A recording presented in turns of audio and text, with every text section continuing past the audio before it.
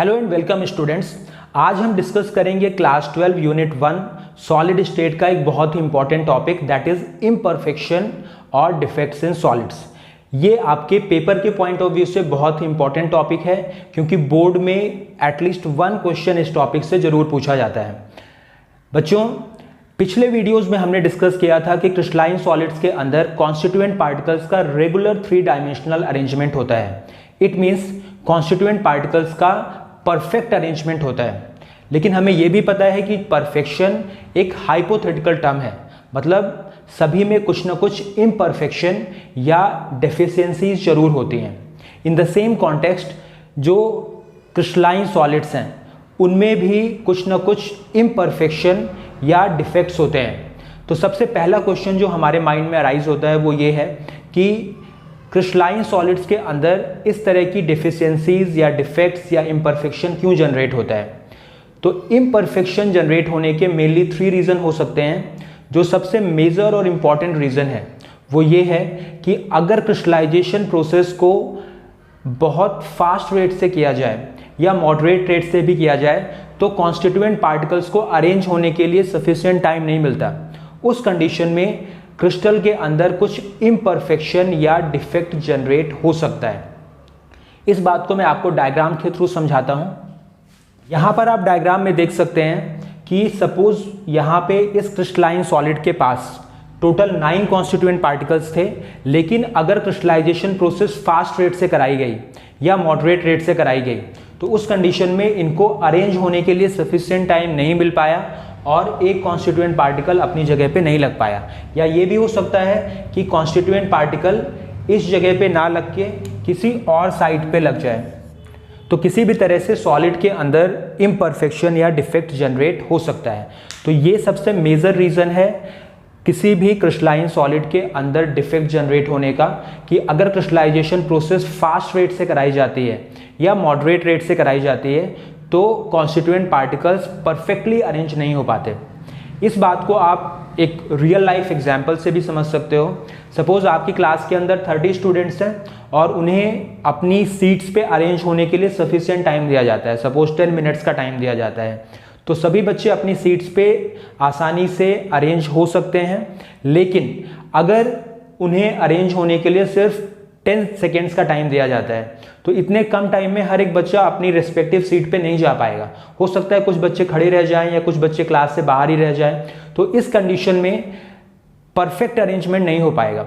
वही बात यहाँ पे हो रही है कि कॉन्स्टिट्यूएंट पार्टिकल्स को अरेंज होने के लिए सफिशिएंट टाइम नहीं दिया गया। क्रिस्टलाइजेशन प्रोसेस मतलब क्रिस्टल बनाने का जो प्रोसेस होता है वो फास्ट रेट से कराया गया तो कॉन्स्टिट्यूएंट पार्टिकल्स परफेक्टली अरेंज नहीं हो पाए। This is the first reason for the generation of defects और इम्परफेक्शन इन सॉलिड्स। दूसरा जो मेजर रीजन है वो ये है कि absorption of heat from the surrounding.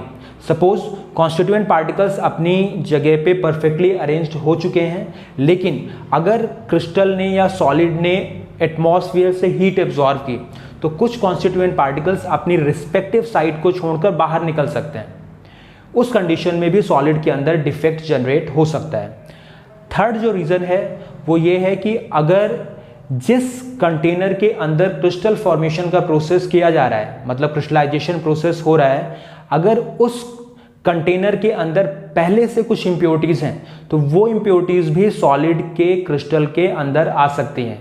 तो ये 3 मेजर रीजंस थे जिसकी वजह से किसी भी सॉलिड के अंदर इम्परफेक्शन या डिफेक्ट्स जनरेट होते हैं। First reason is the fast or moderate rate of crystallization process. Second reason is the absorption of heat from the surrounding. And third reason is the impurities, presence of impurities in the container in which crystallization process is taking place. तो ये 3 reason है। बच्चों, अभी मैंने आपको बताया कि solid के अंदर इम्परफेक्शन या डिफेक्ट्स जनरेट होने के रीजंस क्या हो सकते हैं। अब हम इस टॉपिक को स्टार्ट करते हैं इम्परफेक्शंस और डिफेक्ट्स इन सॉलिड्स, जिसके अंदर हम सॉलिड के अंदर कितने टाइप के डिफेक्ट होते हैं और वो क्यों होते हैं वो डिटेल में देखेंगे। तो इम्परफेक्शन या डिफेक्ट्स इन सॉलिड्स के अंदर मेनली 2 टाइप्स ऑफ डिफेक्ट्स होते हैं। फर्स्ट होता है पॉइंट डिफेक्ट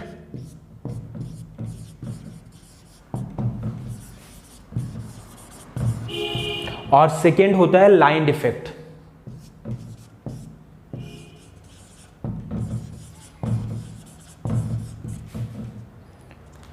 बच्चों पॉइंट डिफेक्ट का मतलब यह होता है कि किसी भी क्रिस्टल लैटिस के अंदर किसी पर्टिकुलर पॉइंट पे डिफेक्ट जनरेट हो रहा है, किसी पर्टिकुलर साइट पे डिफेक्ट जनरेट हो रहा है, पूरे सॉलिड के अंदर या पूरे क्रिस्टल के अंदर डिफेक्ट नहीं है। जबकि लाइन डिफेक्ट का मतलब ये है कि क्रिस्टल लैटिस के अंदर पूरी की पूरी लाइन में डिफेक्ट होगा, मतलब जो कॉन्स्टिट्यूएंट पार्टिकल्स हैं वो जिस तरह से अरेंज्ड है, तो एक पूरी की पूरी रो में अगर डिफेक्ट है तो उसको हम बोलते हैं लाइन डिफेक्ट। तो पॉइंट और लाइन डिफेक्ट ये दो मेजर काइंड ऑफ डिफेक्ट्स हैं, लेकिन हमारे सिलेबस के अंदर सिर्फ पॉइंट डिफेक्ट्स हैं। तो अब हम पॉइंट डिफेक्ट्स को डिटेल में डिस्कस करेंगे। बच्चों ये 3 डिफेक्ट्स हैं जिन्हें हम पॉइंट डिफेक्ट्स के अंदर कंसीडर करते हैं। फर्स्ट है स्टोइकियोमेट्रिक डिफेक्ट, सेकेंड है नॉन स्टोइकियोमेट्रिक डिफेक्ट और थर्ड है इम्प्योरिटी डिफेक्ट। तो अब हम इन तीनों डिफेक्ट्स को एक एक करके डिस्कस करते हैं। तो बच्चों हम स्टार्ट करते हैं स्टोइकियोमेट्रिक डिफेक्ट के साथ। स्टोइकियोमेट्रिक डिफेक्ट का मतलब यह होता है कि अगर सॉलिड के अंदर इम्परफेक्शन या डिफेक्ट जनरेट हो गया है तो डिफेक्ट जनरेट होने के बाद भी सॉलिड की स्टोइकियोमेट्री चेंज नहीं होगी, मतलब जो भी उसके अंदर कॉन्स्टिट्यूएंट पार्टिकल्स हैं उनका रिलेटिव रेशियो सेम बना रहेगा। मैं एग्जांपल के थ्रू आपको बताता हूं कि फॉर एग्जांपल हम अगर NaCl की बात करते हैं तो NaCl सॉलिड के अंदर अगर किसी भी तरह का स्टोइकियोमेट्रिक डिफेक्ट जनरेट हो गया तो उसके बाद भी इसका फॉर्मूला चेंज नहीं होने वाला है, फॉर्मूला यही बना रहेगा। जबकि नॉन स्टोइकियोमेट्रिक डिफेक्ट में डिफेक्ट जनरेट होने के बाद फॉर्मूला चेंज हो जाता है, मतलब जो एटम्स प्रेजेंट है उनका रिलेटिव रेशियो बदल जाता है। जैसे यहाँ पे रिलेटिव रेशियो क्या है सोडियम और क्लोराइड का, सोडियम आयन और क्लोराइड आयन, Na पॉजिटिव और Cl नेगेटिव जो इस सॉलिड के अंदर हैं उनका रिलेटिव रेशियो क्या है 1:1 है। तो डिफेक्ट जनरेट होने के बाद भी जो रिलेटिव रेशियो है वो सेम बना रहेगा। स्टोइकियोमेट्रिक डिफेक्ट और फर्दर 4 टाइप्स के होते हैं, vacancy defect, interstitial defect, Frenkel defect and Schottky defect. तो इन चारों डिफेक्ट्स को अब हम एक एक करके डिस्कस करते हैं। तो बच्चों सबसे पहले स्टार्ट करते हैं हम वैकेंसी डिफेक्ट के साथ। जैसा कि नाम से क्लियर हो रहा है कि इस तरह के डिफेक्ट की वजह से सॉलिड के अंदर कुछ वैकेंट साइट क्रिएट होती हैं। जैसा कि आप डायग्राम में देख सकते हो कि इस सॉलिड के अंदर डिफेक्ट की वजह से कुछ साइट्स वैकेंट हैं, मतलब कॉन्स्टिट्यूएंट पार्टिकल्स अपनी ओरिजिनल साइट को छोड़ के क्रिस्टल से बाहर निकल चुके हैं। इसकी वजह से जो वॉल्यूम है सॉलिड का, एरिया है सॉलिड का, वो तो सेम बना हुआ है, लेकिन कॉन्स्टिट्यूएंट पार्टिकल के बाहर निकलने की वजह से या उन साइड के वैकेंट होने की वजह से अब जो भी सॉलिड है उसका मास कम हो चुका है, और मास कम होने की वजह से डेंसिटी कम हो जाएगी। तो इस तरह का जो डिफेक्ट है वैकेंसी डिफेक्ट है, उसके अंदर कुछ कॉन्स्टिट्यूएंट पार्टिकल्स अपनी ओरिजिनल साइट को छोड़ के क्रिस्टल लैटिस से बाहर निकल जाते हैं due to absorption of heat from the surrounding, और इसकी वजह से सॉलिड का मास कम हो जाता है। और सॉलिड का मास कम होने की वजह से जो सॉलिड की डेंसिटी होती है वो कम हो जाती है। As you know density is equal mass upon volume, तो अगर मास कम हो गया तो डेंसिटी कम हो जाती है। तो this is the vacancy defect. तो बच्चों अब हम स्टार्ट करते हैं second defect, that is the interstitial defect. बच्चों जैसा कि आप डायग्राम में देख सकते हो कि यहाँ पे कॉन्स्टिट्यूएंट पार्टिकल्स के रेगुलर अरेंजमेंट के बाद भी कुछ वैकेंट साइट्स आपको दिखाई दे रही हैं। उन वैकेंट साइट्स को हम बोलते हैं इंटरस्टिशियल साइट्स। जो वॉइड्स आपको छोटे छोटे वॉइड्स दिखाई दे रहे हैं क्लोज पैकिंग के बाद भी, those voids are also known as interstitial site. तो अगर कुछ फॉरेन पार्टिकल्स आके उन इंटरस्टिशियल साइट्स या वॉइड्स को ऑक्यूपाई कर लेते हैं तो इस तरह के डिफेक्ट को हम बोलते हैं इंटरस्टिशियल डिफेक्ट। आप यहाँ पे देख सकते हो कि फॉरेन पार्टिकल्स के आने की वजह से, मतलब बाहर से कोई पार्टिकल सॉलिड के अंदर आने की वजह से अब उस सॉलिड का मास बढ़ चुका है, क्योंकि कुछ एक्स्ट्रा पार्टिकल्स आ चुके हैं सॉलिड के पास। तो चूंकि मास बढ़ चुका है उस सॉलिड का या क्रिस्टल का, उसकी वजह से उस सॉलिड की डेंसिटी भी बढ़ जाएगी। As you know density is equal mass upon volume. तो यहाँ पे आप देख रहे हो कि नया पार्टिकल आके एक वैकेंट साइट पे लग चुका है। तो चूंकि नया पार्टिकल वैकेंट साइट पे या इंटरस्टिशियल साइट पे लग चुका है, उस फॉरेन पार्टिकल के लगने की वजह से डेंसिटी इंक्रीज हो चुकी है। तो कंक्लूजन ये है कि जो वैकेंसी डिफेक्ट है उसके अंदर सॉलिड की डेंसिटी डिक्रीज होती है, और जो इंटरस्टिशियल डिफेक्ट है उसके अंदर सॉलिड की डेंसिटी इंक्रीज होती है। और एक इंपॉर्टेंट बात मैं आपको और बता दूं कि ये दोनों डिफेक्ट्स, वैकेंसी और इंटरस्टिशियल डिफेक्ट, ये नॉन आयनिक सॉलिड्स में होते हैं। मतलब इस तरह के सॉलिड्स में होते हैं जिनमें आयंस प्रेजेंट नहीं है। बच्चों अब हम स्टार्ट करते हैं third defect, that is the Frenkel defect. Frenkel defect के अंदर जैसा कि आप डायग्राम में देख सकते हो कि कुछ कॉन्स्टिट्यूएंट पार्टिकल्स अपनी ओरिजिनल साइट से हटकर इंटरस्टिशियल साइट पे जा चुके हैं। तो यहाँ पे आपको डायग्राम में क्लियरली विजिबल है कि कॉन्स्टिट्यूएंट पार्टिकल्स अपनी ओरिजिनल साइट से हट गए और इंटरस्टिशियल साइट पे ऑक्यूपाई हो गए। इस कंडीशन में ना तो कोई कॉन्स्टिट्यूएंट पार्टिकल सॉलिड से बाहर निकला जैसा कि वैकेंसी डिफेक्ट में हुआ था, और ना ही कोई फॉरेन पार्टिकल सॉलिड के अंदर आया जैसा कि इंटरस्टिशियल डिफेक्ट में हुआ था। इसके अंदर सिर्फ कॉन्स्टिट्यूएंट पार्टिकल ने अपनी पोजीशन चेंज कर ली, मतलब अपनी नॉर्मल साइड से हटके इंटरस्टिशियल साइड पे चला गया। इस वजह से इस तरह के डिफेक्ट को हम डिसलोकेशन डिफेक्ट भी बोलते हैं, क्योंकि कॉन्स्टिट्यूएंट पार्टिकल का सिर्फ डिसलोकेशन हुआ है, पार्टिकल सिर्फ अपनी साइड से डिसलोकेट हुआ है। तो इस तरह के डिफेक्ट की वजह से density always remains same, it neither increases nor decreases. तो नो इफेक्ट ऑन डेंसिटी, इस तरह के डिफेक्ट की वजह से डेंसिटी पे कोई चेंज नहीं आता है। बच्चों इस तरह का जो डिफेक्ट होता है वो उन सॉलिड्स के अंदर होता है जिनके अंदर कैटायन और एनायन के साइज में लार्ज डिफरेंस है। मतलब कैटायन का साइज बहुत छोटा है as compare to size of anion. इनके एग्जाम्पल हो सकते हैं जैसे AgCl, AgBr, AgI। तो इस तरह के डिफेक्ट के जनरेट होने के लिए दो एसेंशियल कंडीशंस हैं, मतलब सॉलिड के अंदर ये दोनों कंडीशंस होंगी तभी ये डिफेक्ट हो सकता है, अदरवाइज नॉट। तो पहली जो कंडीशन है वो ये है कि जो सॉलिड है वो आयनिक सॉलिड होना चाहिए। इस तरह का डिफेक्ट नॉन आयनिक सॉलिड में नहीं होता। और दूसरी बात, जो आयनिक सॉलिड के अंदर कैटायन और एनायन है उनके साइज में लार्ज डिफरेंस होना चाहिए, तभी ये डिफेक्ट हो सकता है। क्योंकि कैटायन का साइज अगर बहुत छोटा है as compare to size of anion, तभी कैटायन अपनी ओरिजिनल साइट से हटकर और इंटरस्टिशियल साइट को ऑक्यूपाई कर सकता है। तो चलिए अब हम डिस्कस करते हैं अगला defect, that is the Schottky defect. बच्चों शॉर्टकी डिफेक्ट को आप कंपेयर कर सकते हो वैकेंसी डिफेक्ट के साथ। जैसा वैकेंसी डिफेक्ट के अंदर कुछ कॉन्स्टिट्यूएंट पार्टिकल्स हीट एब्जॉर्ब करने की वजह से क्रिस्टल लैटिस से बाहर निकल गए थे और उसकी वजह से मास कम हो गया था सॉलिड का और डेंसिटी कम हो गई थी। एग्जैक्टली उसी तरह से शॉर्टकी डिफेक्ट के अंदर भी कॉन्स्टिट्यूएंट पार्टिकल्स क्रिस्टल लैटिस से बाहर निकल जाते हैं, उसकी वजह से क्रिस्टल लैटिस का मास कम हो जाता है और डेंसिटी कम हो जाती है। जैसा कि यहाँ पे आप इस डायग्राम के अंदर देख सकते हो कि कुछ कॉन्स्टिट्यूएंट पार्टिकल्स अपनी ओरिजिनल साइट से हट चुके हैं और क्रिस्टल से बाहर जा चुके हैं। उनकी वजह से उन पर्टिकुलर साइट्स पे वैकेंसी क्रिएट हो चुकी है और वैकेंसी क्रिएट होने की वजह से मास कम हो गया और डेंसिटी भी कम हो गई। तो शॉर्टकी डिफेक्ट सिर्फ उन आयनिक सॉलिड्स में हो सकता है जिनके अंदर कैटायन और एनायन का साइज कंपैरेबल होता है, उनके साइज में ज़्यादा डिफरेंस नहीं होता।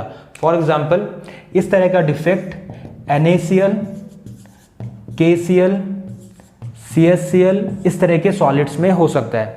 दूसरी बात आप डायग्राम में यहाँ देख सकते हो कि कैटायन और एनायन जो यहाँ से सॉलिड से बाहर निकले हैं वो इक्वल नंबर में हैं, मतलब जितने कैटायंस सॉलिड से बाहर गए हैं उतने ही एनायन सॉलिड से बाहर गए हैं। ऐसा इसलिए होता है जिससे सॉलिड्स की इलेक्ट्रिकल न्यूट्रलिटी मेंटेन रहे। इलेक्ट्रिकल न्यूट्रलिटी तभी मेंटेन रहेगी जब पॉजिटिवली चार्ज आयन और नेगेटिवली चार्ज आयन का रेशियो सेम बना रहता है। तो कोई भी आयनिक सॉलिड है जब भी उसमें किसी भी तरह का डिफेक्ट होगा उससे इलेक्ट्रिकल न्यूट्रलिटी पे कोई फर्क नहीं पड़ता है, मतलब इलेक्ट्रिकल न्यूट्रलिटी हमेशा मेंटेन रहती है। तो यहाँ पे कंक्लूजन ये है कि वैकेंसी और इंटरस्टिशियल डिफेक्ट ये दोनों नॉन आयनिक सॉलिड्स में होते हैं। वैकेंसी डिफेक्ट की वजह से डेंसिटी कम होती है, इंटरस्टिशियल डिफेक्ट की वजह से डेंसिटी इंक्रीज होती है। फ्रेंकल और शॉर्टकी डिफेक्ट ये दोनों आयोनिक कंपाउंड्स में होते हैं।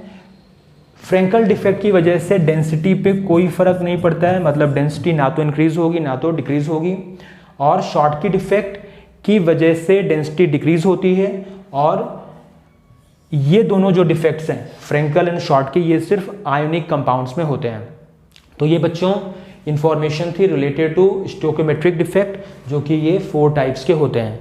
अब हम चलते हैं अगले डिफेक्ट की तरफ, that is the non stoichiometric defect. बच्चों नॉन स्टोइकोमेट्रिक डिफेक्ट वो होते हैं जिनमें डिफेक्ट क्रिएट होने के बाद सॉलिड के अंदर जो भी कॉन्स्टिट्यूएंट पार्टिकल्स हैं उनका रिलेटिव रेशियो चेंज हो जाता है। या दूसरे वर्ड्स में हम ये भी बोल सकते हैं कि डिफेक्ट क्रिएट होने के बाद सॉलिड का फॉर्मूला चेंज हो जाता है। फॉर एग्जांपल FeO के अंदर Fe2 पॉजिटिव आयन और O2 नेगेटिव आयन, इन दोनों आयंस का रिलेटिव रेशियो 1:1 है। लेकिन डिफेक्ट क्रिएट होने के बाद ये रिलेटिव रेशियो इतना नहीं रहेगा। डिफेक्ट क्रिएट होने के बाद इसका फॉर्मूला हो जाता है 0.95 Fe.95O, मतलब अब रिलेटिव रेशियो क्या हो गया 0.95:1। तो इस तरह के डिफेक्ट जहां पे डिफेक्ट क्रिएट होने के बाद कैटायन और एनायन का रिलेटिव रेशियो बदल जाता है, या सॉलिड का फॉर्मूला चेंज हो जाता है, या सॉलिड की स्टोइकोमेट्री चेंज हो जाती है, उसको हम बोलते हैं non stoichiometric defect. Non stoichiometric defect further 2 types के हो सकते हैं, मेटल एक्सेस डिफेक्ट और मेटल डेफिशिएंसी डिफेक्ट। तो बच्चों सबसे पहले हम नॉन स्टोइकोमेट्रिक डिफेक्ट का फर्स्ट टाइप डिस्कस करते हैं, that is the metal excess defect. Metal excess defect भी फर्दर 2 टाइप के हो सकते हैं। फर्स्ट है metal excess defect due to anion vacancy, और सेकेंड है metal excess defect due to presence of extra cations at interstitial site. तो अब हम दोनों डिफेक्ट्स को एक एक करके देखते हैं। सबसे पहले हम देखते हैं metal excess defect due to anion vacancy. इसको हम एक एग्जाम्पल के थ्रू समझते हैं। मैं इसको समझाने के लिए NaCl का एग्जाम्पल ले रहा हूँ। NaCl के अंदर इस तरह का डिफेक्ट हो सकता है। तो सबसे पहले मैं NaCl का डायग्राम बना लेता हूँ। तो बच्चों मैंने यहाँ पे NaCl का डायग्राम बना लिया है। इसके अंदर ये जो नेगेटिवली चार्ज आयन है वो रिप्रेजेंट कर रहे हैं क्लोराइड आयन को, और जो पॉजिटिवली चार्ज आयन है वो रिप्रेजेंट कर रहे हैं सोडियम आयंस को।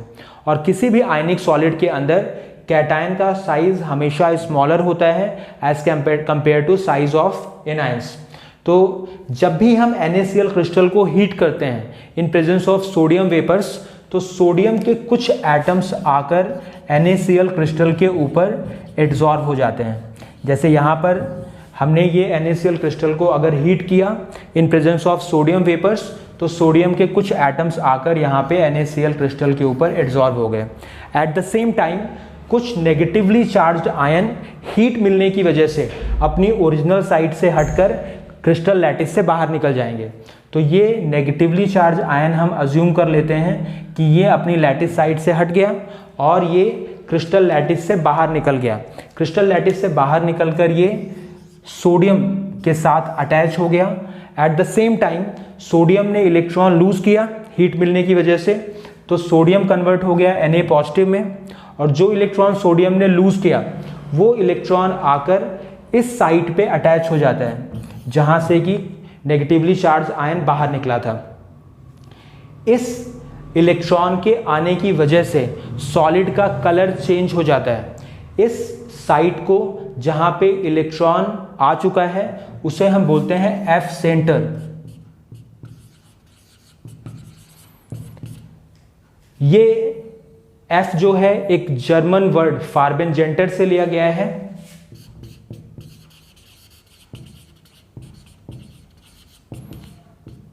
जिसका मतलब होता है कलर सेंटर।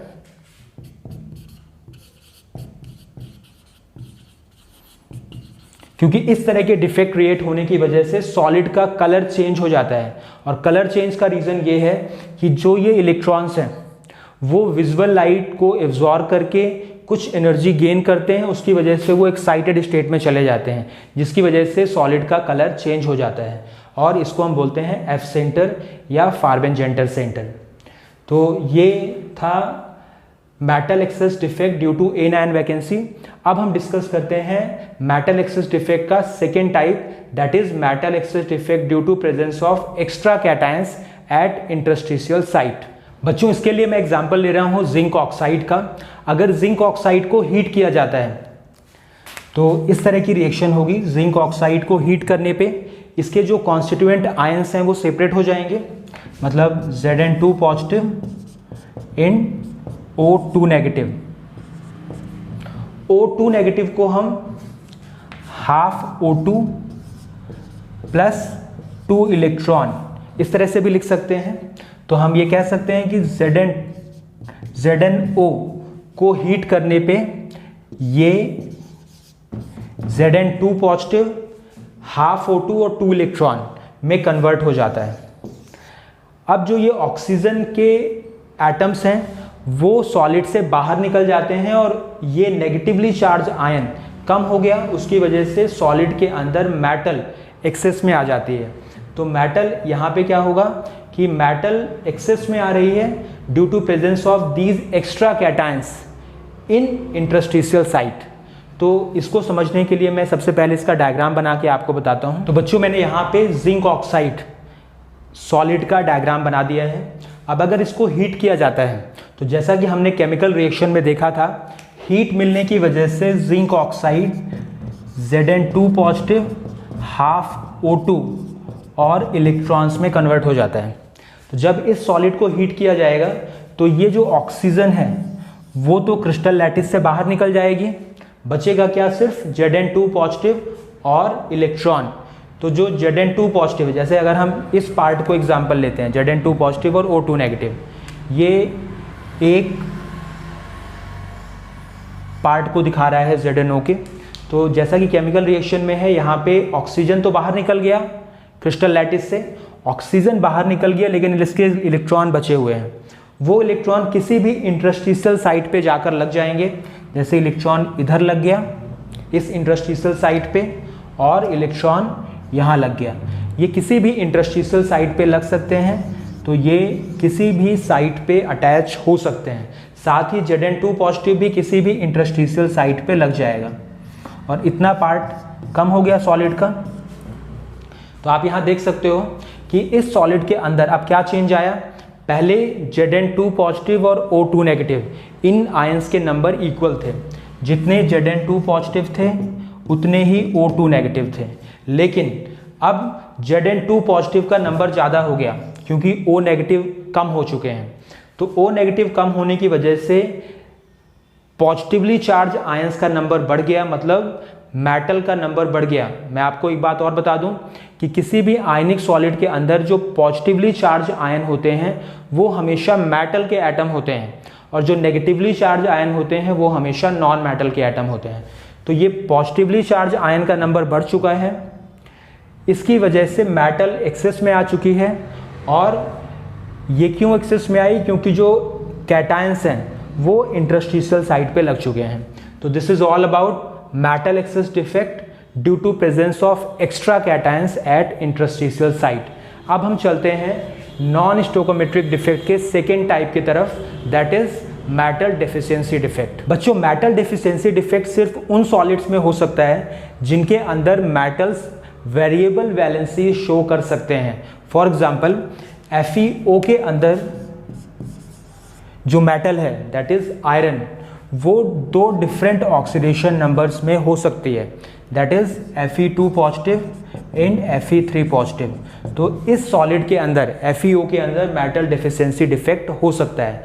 लेकिन अगर मैं बात करूं NaCl की, तो NaCl के अंदर जो मेटल है दैट इज सोडियम, उसकी सिर्फ एक ऑक्सीडेशन नंबर हो सकती है दैट इज +1। इसलिए NaCl के अंदर इस तरह का डिफेक्ट नहीं हो सकता। तो अब हम डिटेल में डिस्कस करते हैं कि ये डिफेक्ट किस तरह से अराइज होता है। उसके लिए मैं FeO का डायग्राम बना लेता हूँ सबसे पहले। बच्चों यहाँ पर मैंने FeO का डायग्राम बना लिया है। इस डायग्राम के अंदर अब आपको लो वैलेंसी वाला जो आयन है Fe2 पॉजिटिव, उसको हायर वैलेंसी वाले आयन मतलब Fe3 पॉजिटिव से रिप्लेस करना है। Fe2 पॉजिटिव के आयंस आपको हटाने हैं और उसकी जगह पे आपको Fe3 पॉजिटिव के आयंस लगाने हैं। लेकिन इससे पहले मैं आपको एक बात और बता दूं जो मैंने पहले भी बताई आपको एक बार, कि कभी भी आयनिक सॉलिड के अंदर जब भी किसी भी तरह का डिफेक्ट होता है उसकी वजह से कभी भी इलेक्ट्रिकल न्यूट्रलिटी चेंज नहीं होती है। मतलब डिफेक्ट के बाद भी हमेशा आयनिक सॉलिड की इलेक्ट्रिकल न्यूट्रलिटी मेंटेन रहती है। और इलेक्ट्रिकल न्यूट्रलिटी मेंटेन होने का मतलब ये है कि जितने पॉजिटिव आयंस होंगे, मतलब जितना टोटल पॉजिटिव चार्ज होगा उतना ही टोटल नेगेटिव चार्ज होगा, तभी इलेक्ट्रिकल न्यूट्रलिटी मेंटेन रह सकती है। तो यहाँ पे आपको Fe2 पॉजिटिव आयंस को रिप्लेस करना है by Fe3 positive ion in such a manner so that total positive charge will equal to total negative charge. तो यहाँ पे देखते हैं कैसे हो सकता है। एक हाइपोथेटिकल केस लेते हैं कि अगर मैंने 2 Fe2 पॉजिटिव आयंस को हटा दिया और इसके पे मैंने 2 Fe3 पॉजिटिव आयन लगा दिए, तो टोटल कितना चार्ज यहाँ पे हटाया मैंने, 4+ हटाया और मैंने 6+ चार्ज लगा दिया, तो इलेक्ट्रिकल न्यूट्रलिटी चेंज हो जाएगी। अब हम इलेक्ट्रिकल न्यूट्रलिटी को मेंटेन कैसे रख सकते हैं कि अगर हम 3 Fe2 पॉजिटिव आयन हटा दें, 3 Fe2 पॉजिटिव आयन हटा दें, मतलब हम 6 पॉजिटिव चार्ज हटा दें और हम 2 Fe3 पॉजिटिव आयंस लगा दें, तो हमने हटाया कितना, +6 चार्ज हमने हटा दिया और हमने लगाया कितना, +6 चार्ज हमने लगा दिया, तो इलेक्ट्रिकल न्यूट्रलिटी मेंटेन रहेगी। तो यहाँ पे मैं यहाँ ऐसा कर देता हूँ, मैं यहाँ पे ये एक Fe2 पॉजिटिव हटा दिया, यहाँ पे मैंने ये दूसरा Fe2 पॉजिटिव हटा दिया और इनकी जगह पे मैं Fe3 पॉजिटिव लगा देता हूँ। तो यहाँ पे लगा दिया Fe3 पॉजिटिव, यहाँ पे भी लगा दिया Fe3 पॉजिटिव और ये साइट वैकेंट रहेगी। तो स्टूडेंट्स, जब भी इस तरह का डिफेक्ट क्रिएट होता है, मेटल डेफिशिएंसी डिफेक्ट, तो हमेशा लो ऑक्सीडेशन नंबर वाला जो मेटल आयन है वो रिप्लेस किया जाता है बाय हाई ऑक्सीडेशन नंबर वाले आयन से, और कुछ साइट्स हमेशा वैकेंट रहती हैं इस तरह के डिफेक्ट्स के अंदर। तो this is the metal deficiency defect. यहाँ पे आप देख सकते हो कि पहले डिफेक्ट से पहले क्या था, Fe2 पॉजिटिव और O2 नेगेटिव, मतलब मेटल और नॉन मेटल का जो रेशियो था वो 1:1 था। मतलब अगर 100 Fe2 पॉजिटिव आयन थे तो 100 O2 नेगेटिव आयन थे। लेकिन अब यहाँ पे क्या है, नॉन मेटल का नंबर ज़्यादा हो चुका है, मतलब O2 नेगेटिव आयन ज़्यादा हो चुके हैं, आयरन के आयंस कम हो चुके हैं। तो आयरन के आयंस कम होने की वजह से मेटल की डेफिशिएंसी हो चुकी है। That's why this is the metal deficiency defect. बच्चों, this is all about non stoichiometric defect. तो अब हम डिस्कस करेंगे last defect, that is impurity defect. बच्चों, इम्प्योरिटी डिफेक्ट को एक्सप्लेन करने के लिए मैं एग्जांपल ले लेता हूँ सोडियम क्लोराइड का। अगर हम सोडियम क्लोराइड को क्रिस्टलाइज करते हैं in presence of strontium chloride, तो इम्प्योरिटी डिफेक्ट जनरेट हो सकता है। अगर हम सोडियम क्लोराइड NaCl को क्रिस्टलाइज करते हैं in presence of strontium chloride, तो सोडियम के कुछ आयंस रिप्लेस हो जाते हैं बाय स्ट्रोंशियम आयंस। मतलब क्रिस्टल लैटिस से सोडियम के कुछ आयंस हट जाएंगे, उसकी जगह पे स्ट्रोंशियम के आयंस आ जाएंगे। तो चूंकि स्ट्रोंशियम डिफरेंट मेटल है, इम्प्योरिटी है इस NaCl के लिए, इसलिए इसको हम बोलते हैं इम्प्योरिटी डिफेक्ट। इस तरह का डिफेक्ट जनरली तब होता है अगर आप किसी सॉलिड का फॉर्मेशन इस तरह के कंटेनर में करते हैं जिसमें पहले से कोई सॉलिड बनाया गया था। जैसे आप NaCl का फॉर्मेशन एक ऐसे कंटेनर में करते हैं जिसमें पहले से स्ट्रोंशियम क्लोराइड प्रिपेयर किया गया था, तो हो सकता है कि स्ट्रोंशियम के कुछ आयंस उस कंटेनर में रह जाएं और वो आयंस सोडियम आयंस को रिप्लेस कर दें। तो इस वजह से इस तरह का इम्प्योरिटी डिफेक्ट जनरेट होता है। जैसा कि यहाँ पे आप डायग्राम में देख सकते हो कि डायग्राम के अंदर NaCl का एक क्रिस्टल दिखाया गया है जिसके अंदर 2 सोडियम के आयंस को रिप्लेस किया गया है और उन सोडियम आयंस की जगह पर स्ट्रोंशियम का एक आयन लग चुका है। अब यहाँ पे क्वेश्चन अराइज होता है कि हमने यहाँ पे 2 सोडियम के आयंस रिप्लेस किए और उसकी जगह पे हमने सिर्फ एक स्ट्रोंशियम का आयन लगाया, जैसा कि यहाँ पे डायग्राम में क्लियरली विजिबल हो रहा है। तो ऐसा इसलिए किया जिससे कि इलेक्ट्रिकल न्यूट्रलिटी मेंटेन रहे। तो कोई भी सॉलिड इलेक्ट्रिकल न्यूट्रलिटी को मेंटेन रखने के लिए हमेशा पॉजिटिव और नेगेटिव का रेशियो सेम रखता है, इसीलिए 2 सोडियम के आयंस रिप्लेस हो गए और 1 स्ट्रोंशियम का आयन लग गया, जिससे कि +2 चार्ज हटाया गया और +2 चार्ज इसमें वापस से लगा दिया गया। तो एक जगह पर जहाँ से सोडियम आयन हटाया गया था वहाँ पे तो स्ट्रोंशियम का आयन लग गया, और दूसरी साइट जहाँ से Na पॉजिटिव हटा था that site will remain vacant. तो इम्प्योरिटी डिफेक्ट के अंदर हमेशा डिफरेंट मेटल आयन का हायर वैलेंसी वाला आयन या हायर ऑक्सीडेशन नंबर वाला आयन लोअर ऑक्सीडेशन नंबर वाले मेटल आयन को रिप्लेस करता है। जैसा कि यहाँ पे आपने देखा NaCl और स्ट्रोंशियम क्लोराइड के केस में सिमिलर काइंड ऑफ डिफेक्ट हो सकता है इन case of AgCl in CdCl2। ये मैं दूसरा एग्जांपल ले रहा हूँ फॉर इम्प्योरिटी डिफेक्ट। अगर AgCl क्रिस्टल का फॉर्मेशन किया जाता है इन प्रेजेंस ऑफ कैडमियम क्लोराइड, तो कैडमियम के ऊपर चार्ज कितना है 2 पॉजिटिव, सिल्वर के ऊपर चार्ज कितना है सिंगल पॉजिटिव चार्ज है। तो 2 Ag पॉजिटिव आयन हट जाएंगे क्रिस्टल लैटिस से और उसकी जगह पे 1 Cd2 पॉजिटिव आयन लग जाएगा। It is the similar case as we discuss here in case of NaCl and strontium chloride. तो बच्चों this is imperfection in solids और डिफेक्ट्स इन सॉलिड। तो ये टॉपिक कंप्लीट हुआ। अब मैं नेक्स्ट टॉपिक अगले वीडियो में कवर करूंगा। Thank you.